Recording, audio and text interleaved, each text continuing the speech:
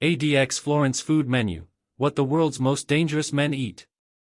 Behind these walls live the most dangerous criminals America has ever known. El Chapo. The Unabomber. The Boston Bomber. Men so violent, so cunning, that they're locked in solitary confinement 23 hours a day. But here's what nobody tells you about ADX Florence, the Supermax prison they call clean version of hell. These men, capable of unimaginable evil, all share one unexpected vulnerability. 3 times a day, they're completely dependent on something most of us take for granted. Food. But this isn't just any meal service. What lands on their trays is a calculated psychological weapon, designed by the Bureau of Prisons to break the human spirit without breaking the law. In the next 12 minutes, I'm taking you inside a single day at ADX Florence, meal by meal, minute by minute. What you're about to discover will change everything you thought you knew about punishment in America. Because the question isn't just what these men eat, it's what the food is designed to do to their minds. Before I reveal what's actually on these trays and the disturbing psychology behind every single item, hit that subscribe button right now. Here's why. I dive deep into the prison system every single week, bringing you stories that mainstream media won't touch. The algorithms hide content like this, so subscribing is the only way you'll catch these investigations. Plus, next week I'm exposing the secret communication methods prisoners use that guards still haven't figured out. You won't want to miss it. Subscribe now, and drop a comment telling me which infamous ADX prisoner you want me to cover next. Your engagement keeps this channel alive. Now, let's enter the most secure prison on earth and see what breakfast looks like for America's worst. ADX Florence sits in the frozen Colorado wilderness, 115 miles south of Denver. The locals call it Alcatraz of the Rockies. This isn't your typical prison. Built in 1994, it houses roughly 400 inmates, every single one considered so dangerous that human contact could be lethal.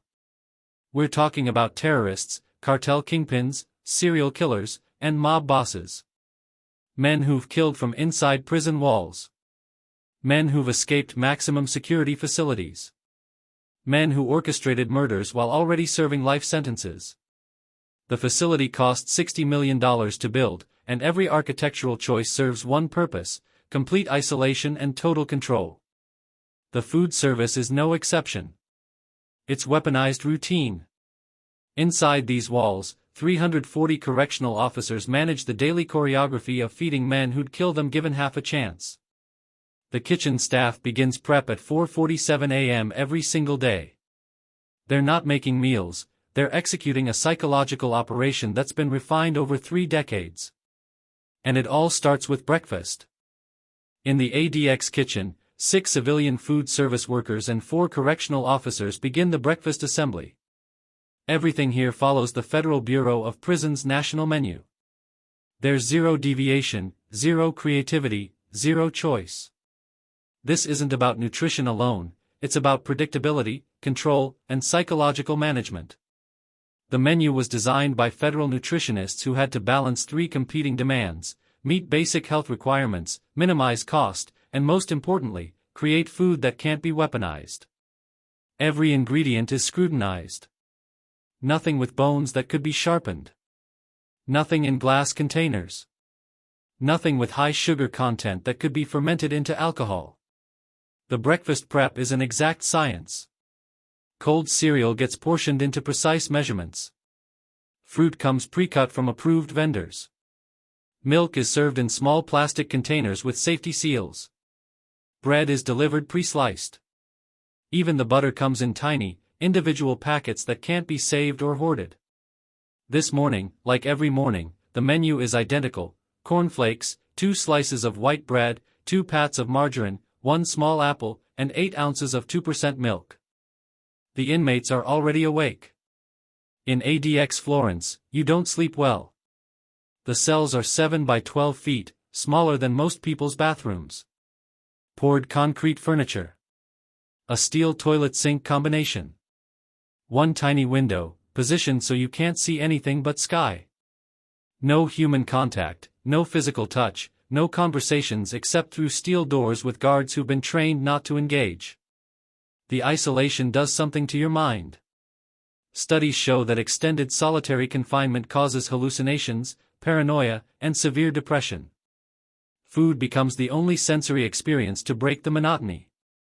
It's the only thing that changes, the only thing to anticipate. These men, terrorists who planned mass casualties, killers who've tortured victims, now find themselves obsessing over breakfast like children waiting for Christmas morning. At 5:15 a.m., many are already at their door slots, waiting. Some have been standing there for 30 minutes. The small rectangular opening in each door, designed for handcuffing and food delivery, becomes a window to the only human interaction they'll have all day. And they know exactly what's coming because it's always the same. The breakfast cart arrives at Range 1, Block A. 2 guards make the delivery, never one, always two. The lead guard pushes the cart while the backup maintains surveillance. They stop at cell 101. Through the door slot, they can hear breathing. Breakfast. Hands through the slot. The routine is mechanical, rehearsed 10,000 times. The inmate complies, he has no choice. His hands emerge through the narrow opening, wrists positioned for temporary cuffing.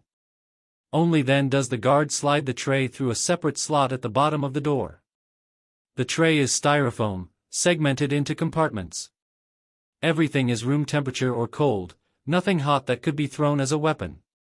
The cornflakes have already gone slightly soggy from sitting. The apple is never quite ripe.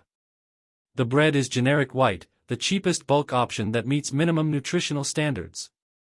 But here's what the menu doesn't show: this meal contains exactly 590 calories, 12 grams of protein, 89 grams of carbohydrates, and 18 grams of fat.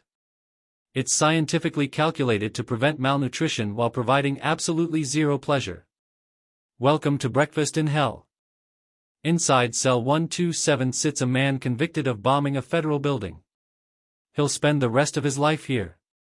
He picks up the plastic spork, the only utensil allowed in ADX Florence because it can't be sharpened into a weapon. He looks at the tray with dead eyes.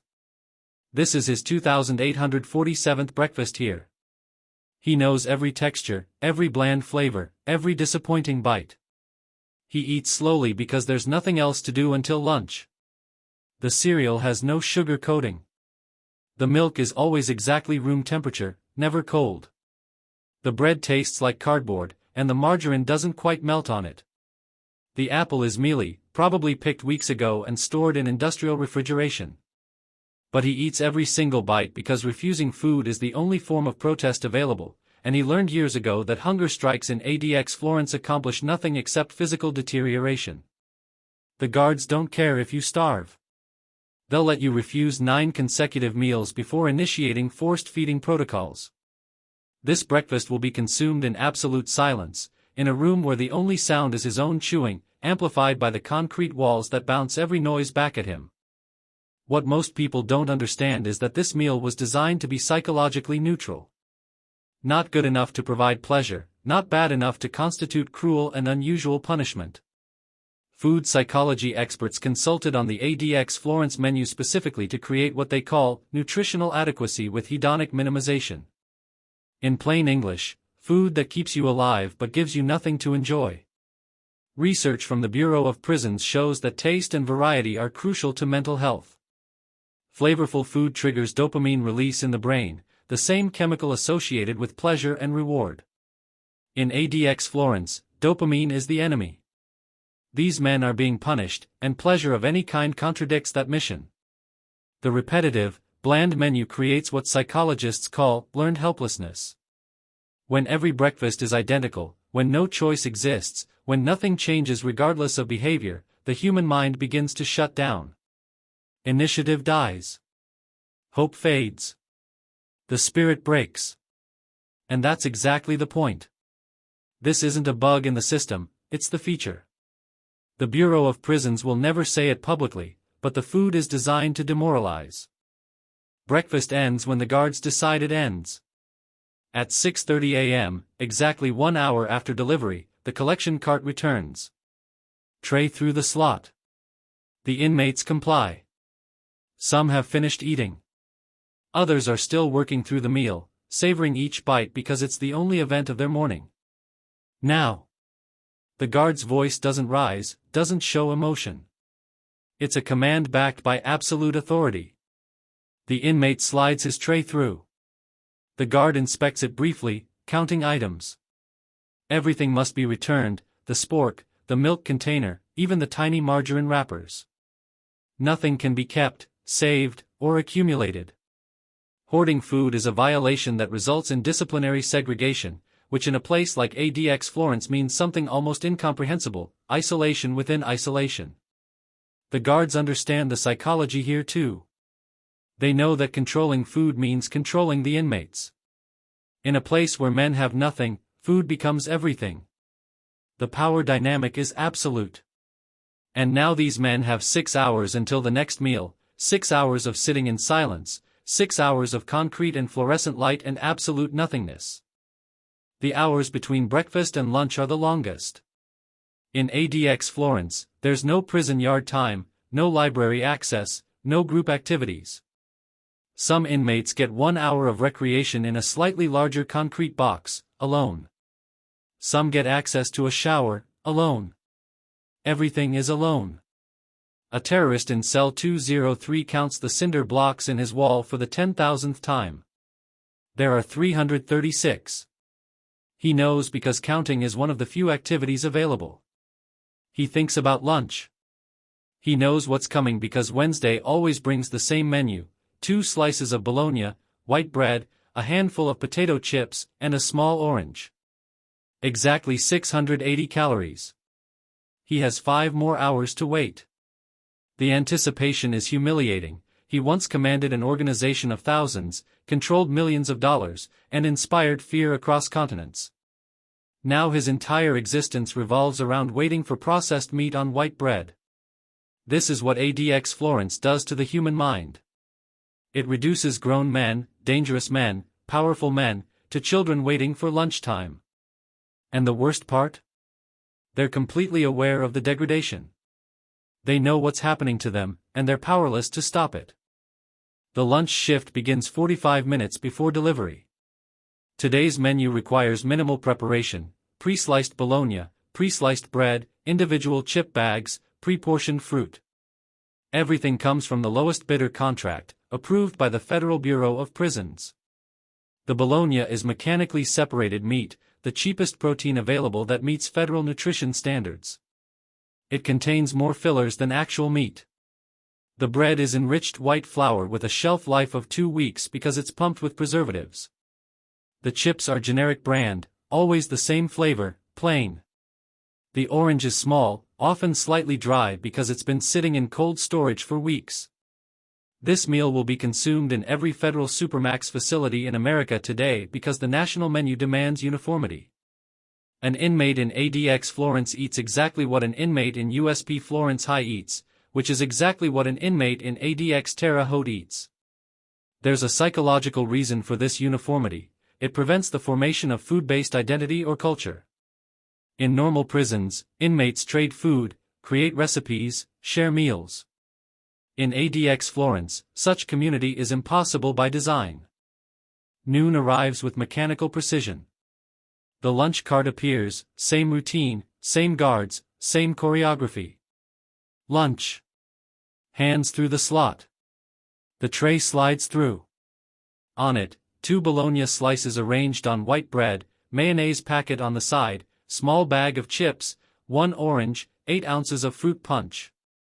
The fruit punch is the only variation from breakfast. It's colored sugar water, artificially flavored, with enough preservatives to survive nuclear fallout. An inmate in cell 089 is serving life for running a drug cartel that killed hundreds.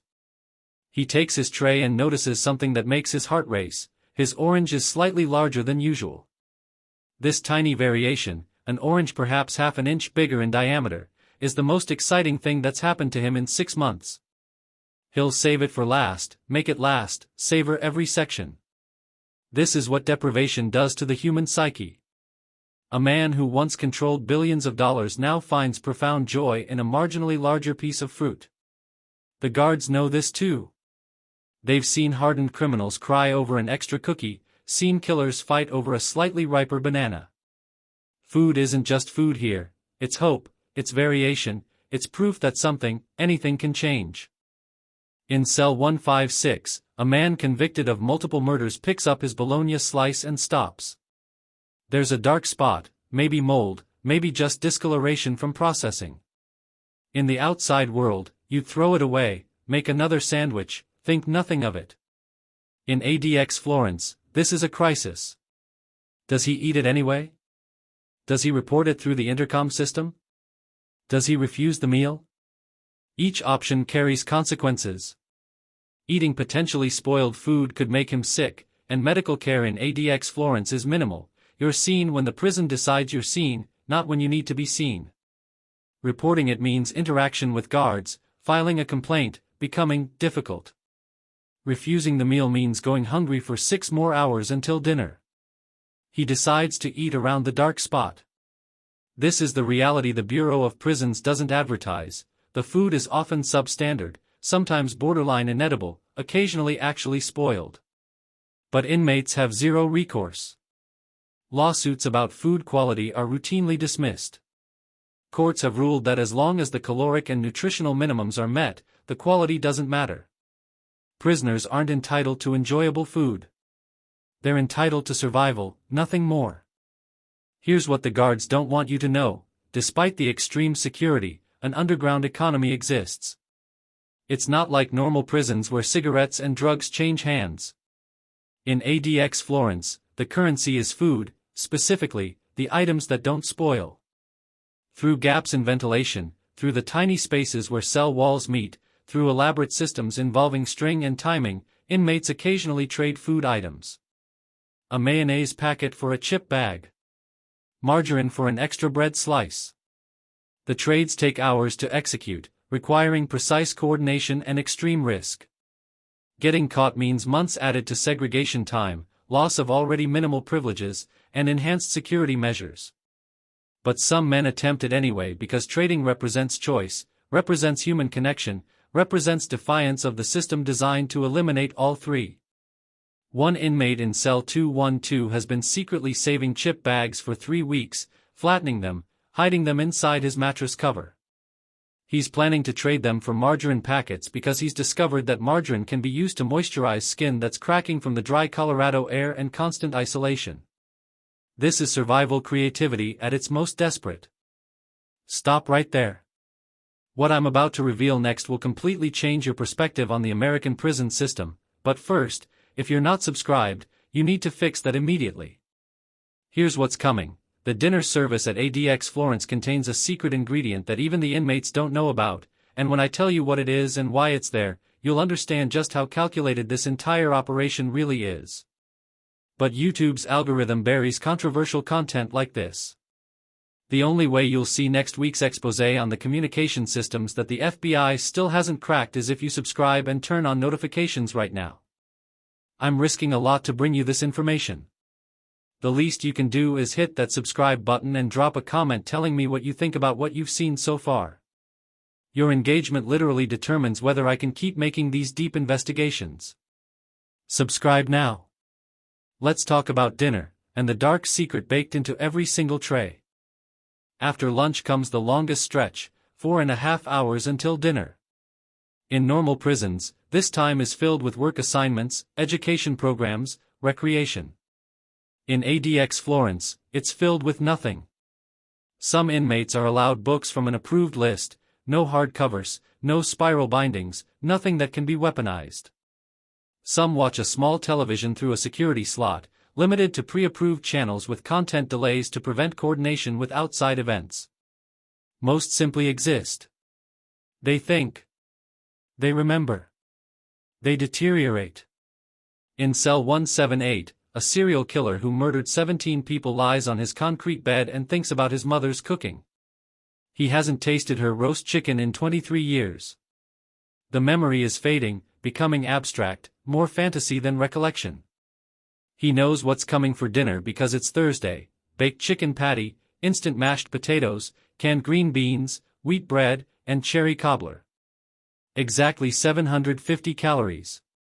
The cherry cobbler is the highlight of the week, the only genuinely sweet item on the regular menu. He's been thinking about it since breakfast, and he still has 5 more hours to wait. This is the psychological torture that ADX Florence inflicts daily, endless time to think about the smallest pleasures, to anticipate, to obsess. Dinner is the only meal that's served hot, though hot is a relative term. The chicken patties arrive frozen in bulk, 700 pounds delivered weekly from a federal contractor. They're mechanically formed poultry product, meaning scraps and trimmings pressed into patty shapes, breaded, pre-cooked, and frozen.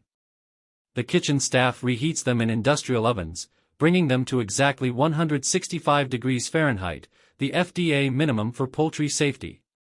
By the time they reach the cells, they'll be lukewarm at best. The mashed potatoes are instant, just add water to powder made from dehydrated potato flakes, corn syrup solids, and a dozen preservatives. The green beans come from gallon-sized cans, already soft and gray-green from processing. But the cobbler, that's where the psychological manipulation becomes surgical. The cherry cobbler is made from scratch in the ADX kitchen, one of the few items that actually requires cooking skill. It's sweet, it's warm, and it's designed to be just good enough to give inmates something to look forward to, something to behave for, something to lose if they violate rules. The Bureau of Prisons discovered decades ago that one desirable food item per week creates more behavioral control than consistent deprivation. 5 p.m. sharp. The dinner cart arrives with trays that actually emit warmth. You can see steam rising when the compartments are opened. Dinner. Hands through the slot. The routine never changes, but the inmates' responses do. There's a different energy tonight because it's Thursday, because cobbler is coming. In cell 203, the terrorist who spent the morning counting ceiling tiles takes his tray with hands that shake slightly. He looks at the cobbler, a small square of cherry filling beneath a crumbly topping, sitting in its own compartment, still warm. He decides to eat it first tonight, breaking his usual routine of saving the best for last. This small rebellion, this minor exercise of choice, feels like victory. The chicken patty is exactly as expected, overcooked, rubbery, with a strange processed texture that doesn't resemble actual chicken. The mashed potatoes are lumpy, undersalted, and have a faint chemical aftertaste from the preservatives. The green beans are mushy, flavorless, swimming in their own canning liquid. But that cobbler, for 60 seconds while he eats it, he's almost human again. He tastes something sweet, something that required effort to create, something that connects to memories of desserts from his childhood. Here's what the Bureau of Prisons doesn't advertise: the food at ADX Florence contains bromide compounds, completely legal sedative additives approved by the FDA for food use. Specifically, potassium bromate is used as a dough conditioner in the bread, and while it's banned in many countries, it's perfectly legal in American prison food. The dosage is low enough to comply with regulations but high enough to have a cumulative sedative effect over time. Inmates consume this bread 3 times daily, 365 days a year. The result? Slightly reduced aggression, slightly increased lethargy, slightly diminished cognitive function, nothing dramatic enough to constitute drugging, but significant enough to make management easier. Former ADX Florence staff who've spoken anonymously describe it as chemical compliance. The prisoners don't know. They think their increasing mental fog, their declining energy, their growing difficulty with concentration is just the psychological effect of isolation. And it partially is, but the food accelerates the deterioration. This isn't conspiracy theory. This is documented FDA-approved practice in federal detention facilities. Your tax dollars fund a sedation program disguised as a meal service. Dinner trays are collected at 5:45 p.m. After that, there are 3 hours and 15 minutes until lights out. 3 hours of nothing. The cobbler is gone. The slight warmth it provided is fading. In cell 127, the bomber sits and feels the familiar post-dinner lethargy settling over him. He attributes it to the carbohydrates, to the boredom, to the depression. He doesn't know about the bromides. He considers using his 1 hour of recreation time, a concrete room 10 feet by 10 feet, no equipment, no view, just slightly larger emptiness. He decides against it. The effort seems too great. This is what prolonged isolation and controlled nutrition do to the human will: they eliminate initiative. He lies on his concrete bed and stares at the ceiling. He counts the hours until breakfast, 11 hours and 2 minutes. Tomorrow is Friday. Friday breakfast is the same as Monday breakfast, as Tuesday breakfast, as every breakfast. The weekend means nothing here. Days blend together into an endless, flavorless repetition. The only markers of time are meals, and the meals never change. This is the routine that breaks even the strongest minds, that reduces dangerous men to docile, deteriorating shells. Lights out at 9 p.m. is mandatory, but in ADX Florence, lights out means reduction to emergency lighting, enough to maintain surveillance, never full darkness. The guards continue their rounds every 30 minutes, shining flashlights through door slots, checking for signs of self-harm, confirming life. Some inmates sleep. Many don't. Sleep in solitary confinement becomes irregular, fragmented. The constant light, the absence of natural circadian rhythm triggers, the psychological stress, all of it disrupts normal sleep patterns. An inmate in cell 156 lies awake, his mind racing despite the bromide-laced bread trying to slow it down. He thinks about the food. He always thinks about the food. It's the only thing that changes in his entire existence, and it doesn't even really change. He wonders what people on the outside are eating tonight. He remembers restaurant meals from his former life, steaks, pasta, fresh vegetables with actual flavor. Those memories are becoming less vivid, more like dreams than recollections. The prison food is replacing those memories, becoming his new baseline for what food is. In 20 years, will he remember what real food tastes like? Or will bland, processed, institutional nutrition become his only reference point? Midnight at ADX Florence. In the medical wing, a nurse reviews charts. Malnutrition isn't the problem here, the federal menu technically meets all nutritional requirements. But vitamin deficiencies are rampant. The lack of fresh vegetables, the absence of varied nutrients, the minimal exposure to sunlight through those tiny windows, it all takes a toll. Scurvy cases appear occasionally. Rickets has been documented. Severe constipation from the low-fiber diet is nearly universal. But the most disturbing trend is the cognitive decline. Inmates who arrive at ADX Florence with normal mental function show measurable deterioration in memory, reasoning, and emotional regulation within 2 years. The doctors know that some of this is the isolation. But the nutrition plays a role too. The human brain requires varied nutrients to function optimally: omega-3 fatty acids, B vitamins, antioxidants. The ADX Florence menu provides bare minimums of these, and sometimes not even that. The nurse makes a note on one inmate's chart: patient reports difficulty concentrating.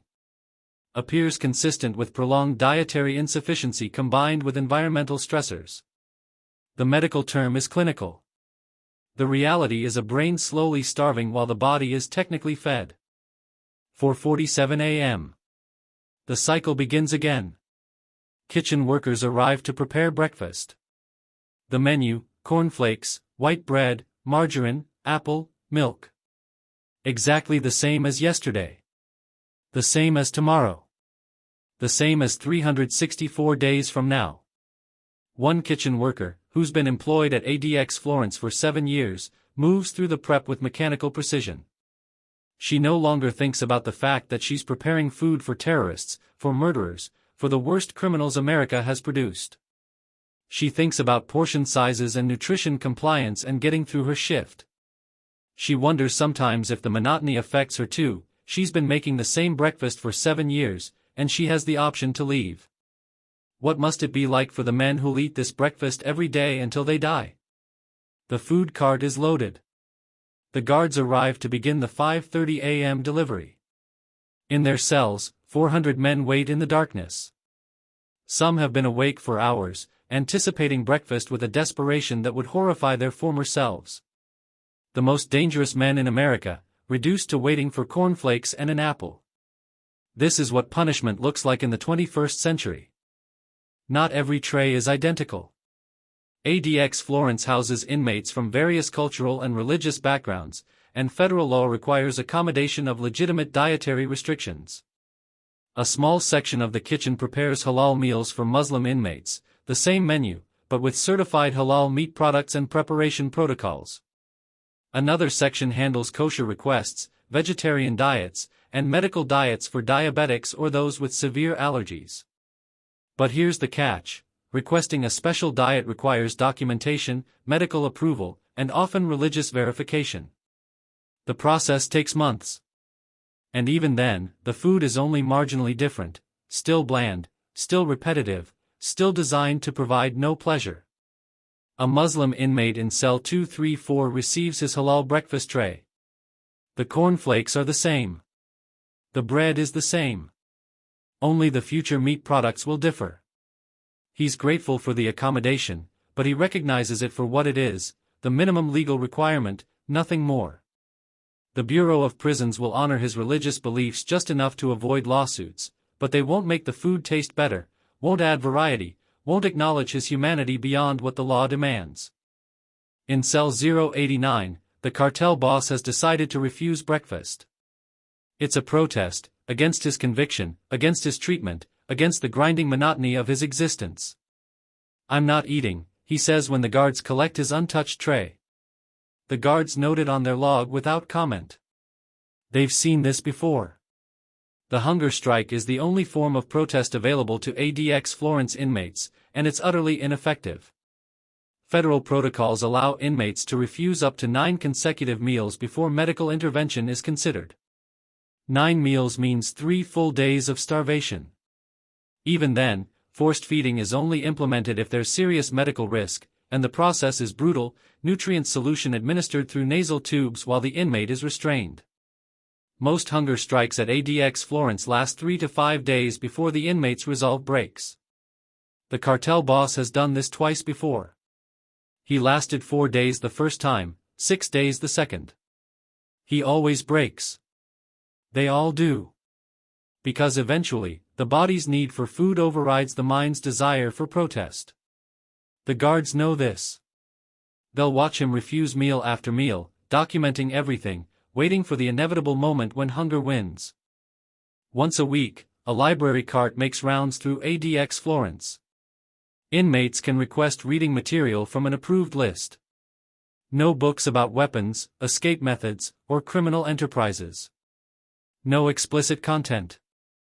Nothing that could incite violence or coordinate illegal activity. What remains is mostly fiction, mysteries, westerns, science fiction from approved authors. Some inmates devour books as their only escape from the mental prison of their cells. Some never read at all. An inmate in cell 178 requests a cookbook. It's an interesting psychological choice, reading about food he'll never taste, recipes he'll never cook, ingredients he'll never touch. The librarian approves the request because cookbooks aren't prohibited. For the next week, this serial killer will lie on his concrete bed and read about Thai curries, French pastries, Italian pasta dishes. He'll absorb descriptions of flavors, techniques, presentations. And then he'll eat his bologna sandwich and instant mashed potatoes and wonder why he tortures himself with these impossible fantasies. But he already knows why. It's the only way to remember that food can be something other than punishment, even if that memory exists only in imagination. Friday dinner brings the week's only variation, baked fish instead of chicken. The fish is pollock, the cheapest whitefish available to federal contractors. It's farm-raised in questionable conditions, frozen immediately, shipped in bulk, stored for weeks, and baked until dry. It tastes like cardboard soaked in seawater. But it's different, and in ADX Florence, different is everything. The inmates who've been here longest can tell you the exact menu for every day of the week without thinking. Monday, chicken patty. Tuesday, beef crumbles in tomato sauce. Wednesday, bologna sandwich. Thursday, chicken patty with cobbler. Friday, fish. Saturday, hamburger patty. Sunday, chicken again, but with different sides. This 7-day rotation repeats endlessly, only varying when holidays bring special meals. Christmas gets turkey, Thanksgiving gets a slightly larger turkey serving, 4th of July gets an extra dessert. These special meals are highlight events discussed for weeks in advance, remembered for months afterward. The fish arrives lukewarm. The inmate in cell 203 eats it mechanically, tasting nothing, thinking about next Thursday's cobbler. 5 more days. He can make it 5 more days. Here's the truth about ADX Florence Food Service that the Bureau of Prisons will never officially acknowledge: the menu isn't about nutrition. It's about control. It's about breaking the human spirit through systematic deprivation of one of life's fundamental pleasures. Eating is one of the few sensory experiences that remains after you strip away freedom, contact, sunlight, and dignity. By making that experience as bland, repetitive, and joyless as possible while still meeting legal minimums, the system achieves something remarkable. It makes dangerous men grateful for cobbler, desperate for slightly varied bologna, obsessed with an extra apple slice. This is psychological warfare disguised as meal service. The inmates know it. The guards know it. The administrators who designed the system know it. But it continues because courts have ruled that prisoners are entitled to nutrition, not enjoyment. The Constitution prohibits cruel and unusual punishment, but apparently doesn't protect against cruel and usual punishment. 3 meals a day, every day, for life, each one a reminder that pleasure, choice, and humanity are privileges of the free, not rights of the incarcerated. This is the hidden truth of America's Supermax system. We're not just imprisoning bodies, we're systematically dismantling minds, one flavorless meal at a time. Studies of inmates who've spent a decade or more at ADX Florence show permanent psychological damage. Their brains literally change. MRI scans reveal decreased activity in regions responsible for spatial orientation, emotional regulation, and social cognition. The constant isolation does most of this damage, but the nutrition, or lack thereof, accelerates the decline. Inmates released from ADX Florence, the few who ever are released, report that returning to normal food is overwhelming. Regular restaurant meals taste too intense, too complex. They can't handle the variety of choices in grocery stores. Some continue eating bland, repetitive meals by choice because it's all their damaged systems can process. The son of one former ADX inmate reported that his father, after release, would only eat white bread and bologna, refusing all other food. He wasn't trying to punish himself, his brain had been rewired by 15 years of ADX Florence nutrition and isolation. He literally couldn't enjoy normal food anymore. The ability to derive pleasure from eating had been systematically destroyed. This is what happens when you weaponize basic human needs. The damage isn't always visible, but it's always permanent. So that's what America's most dangerous men eat. 3 bland, repetitive, psychologically engineered meals a day, every day, until they die. But here's what you need to do right now. If this investigation shocked you, if you learned something that changed your perspective on the American justice system, you need to subscribe to this channel immediately. Hit that subscribe button and turn on all notifications because next week, I'm exposing the secret communication methods that ADX Florence inmates use to contact each other despite 23-hour isolation, methods that the FBI and Bureau of Prisons still haven't completely shut down. This is information that powerful people don't want public. The algorithm already suppresses this content. Your subscription and engagement is the only thing that keeps these investigations alive. Comment below and tell me, did this change how you think about prisoner treatment? Should there be reforms to the food service system? What other aspects of ADX Florence should I investigate next? Your comments literally determine what I cover. Subscribe now, hit that like button, and share this video with anyone who cares about criminal justice reform. This is the content they don't want you to see. Don't let it disappear.